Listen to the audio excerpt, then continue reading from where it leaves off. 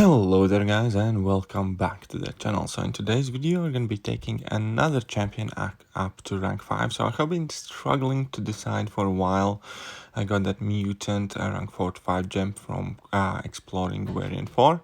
And basically I simply decided to take up Havok this time. Kind of made most sense because he fits in well due to the fact that he can be run with and without suicides fairly efficiently, as well as the fact that I have a rank 2 6-star Wasp and they have an awesome synergy together, and that kind of like basically put him in top of the running, I guess, together with Sunspot, but my Sunspot was unduped. And I kind of think that to take advantage of Sunspot fully, you do want to take him to Sig 200 as well, and I wasn't entirely sure whether I want to invest as many signature stones and an awakening gem right now into any champion. So for now we're going up with Havok. Now I still really want to take up Sunspot at some time in future, definitely. And obviously there was still Colossus, Archangel and Domino that would have also been good candidates. But nonetheless, we kind of like picked Havok this time. I already have made a longer Havok review video on this channel. If you guys want to, you can just search it up, and that will basically give my overall thoughts about Havok. I did test him as a rank 3 5-star champion. And then I had left him alone for quite a bit, and when I got this ranked up gem, I kind of made it a point to run him and Sunspot quite a bit whilst trying to explore the uncollected quest, both with rank 3 5-stars. And it was quite decisive win for Havok, because Havok just seemed to be able to take on more matchups than you wouldn't technically think he's gonna do great in, but all in all he was able to kind of come out on top and just kind of clutch many more trickier fights, and that kind of won me over. Plus obviously the fact that I did not have to use my 5-star awakening gem or signature stones, and he was already at Sig 80. So at this point he's maxed out. Now I'm not running any boost, any suicides, so all the footage that we're gonna see with him is gonna be kind of like his base damage. I'm not going to go through all of his abilities just because, as I mentioned before, I already have done a full review video on this guy. But first we're going to start with a couple of Realm of Legends fights, and then we're also going to do a couple of fights in Act 6. And first thing to mention that Havok definitely is not a sprinter. He does not have any outlandish damage out of the gate. He's a champion that you kind of need to build up on. You need to build up his precisions. You need to kind of get your level 3 to do that massive kind of burst of damage. Although one thing that I think definitely is overlooked when it comes to Havok is his level 2, and that level 2 can do some insanely good damage as well. But people typically tend to prioritize and prefer kind of like using level 3, but either way, whether it's level 2 or level 3, he can definitely throw some big bombs. And I assume if you put that together with a nice mutant power boost on special attacks, and he starts to be able to spam those attacks more and more, then there is some really crazy damage potential.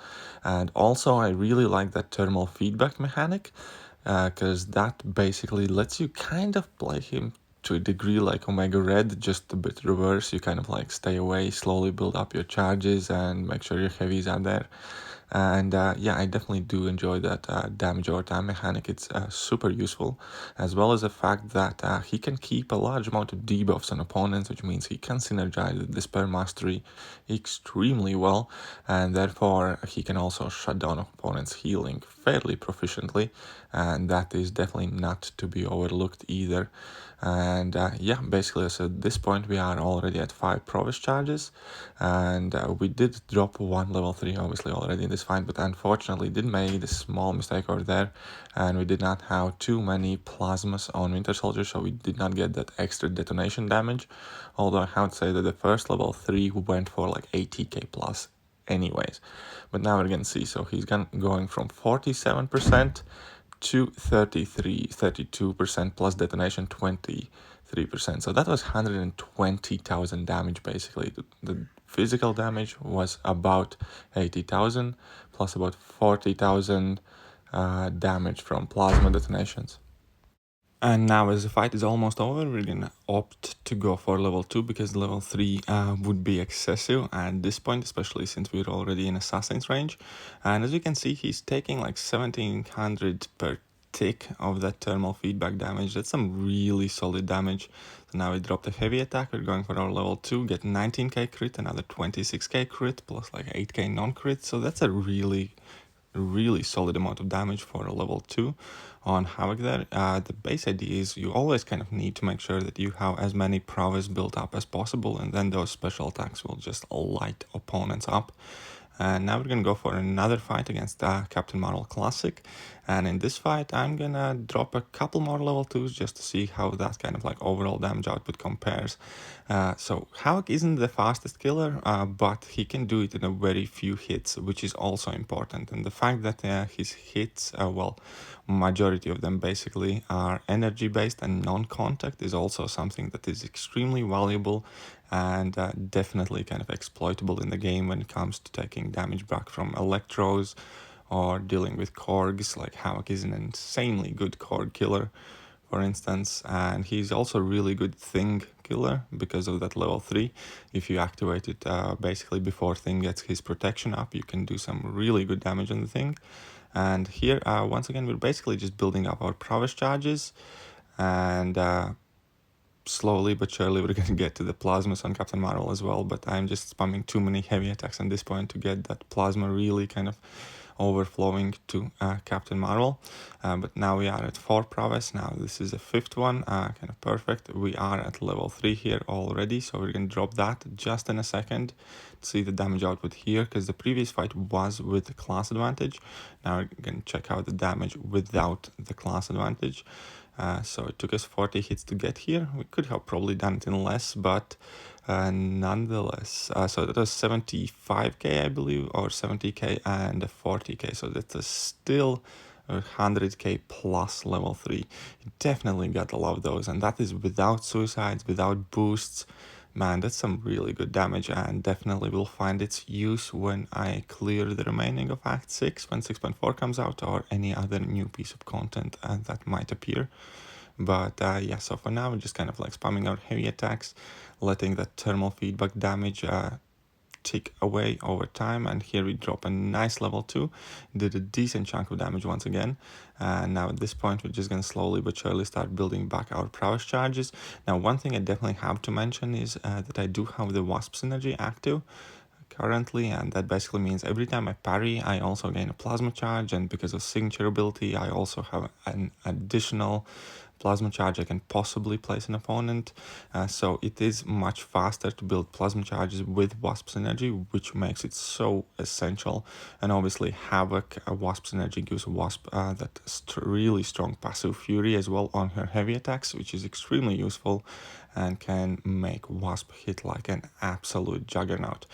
And yeah, so here 86 hits in, we're going for level 3. We're going to see how much damage we're going to do here. It isn't quite enough to finish the fight out, but still, that was again 100k plus another heavy attack, 97 hits. So it was still a sub 100 hit fight. Now, definitely it's not the fastest fight because of the manner we are spamming our heavy attacks and getting to our level 3s, but still, it's definitely a respectable showing.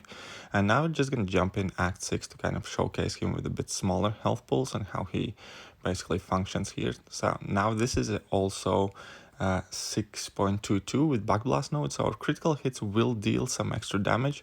Additionally, this Black Widow has no retreat node on her, which you kind of need to try and play around. We don't really want the degen on us, but at the same point, we do have class advantage in this fight, and let's just see how long this Black Widow can hang in there. So first and foremost, I'm going to go for a level 1.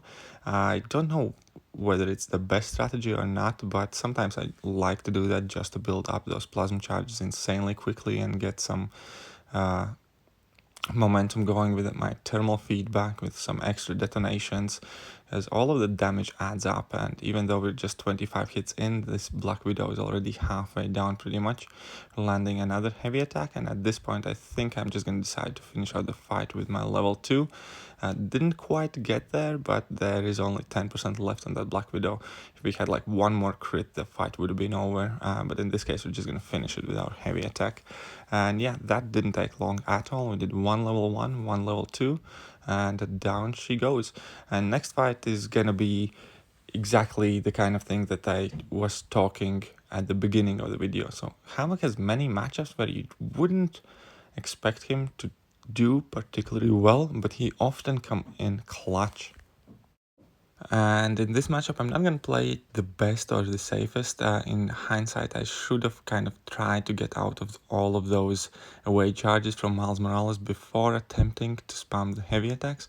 But either way, so Miles Morales isn't like typically kind of like an easy or difficult matchup, but at the same point, he can be quite annoying to many different champions. So here at this point we're basically just spamming our heavy attack and building our prowess charges for once we eventually get to our level 3. I don't have any intentions of landing any extra special attacks meanwhile, because I don't want him to gain more away charges. Now unfortunately there I did miss a wade because I was trying to parry that last hit actually, and there he did land a couple of shots on me, but there we go. So Miles is at 86%. We have gotten to our level 3 and Miles is pretty much dead. That's it. But either way, that's gonna do for today's video. I hope you guys enjoyed it. If you did, hit that like button, hit that sub button, hit all the buttons, and I'm gonna be back soon with some more Havok gameplay. See you guys.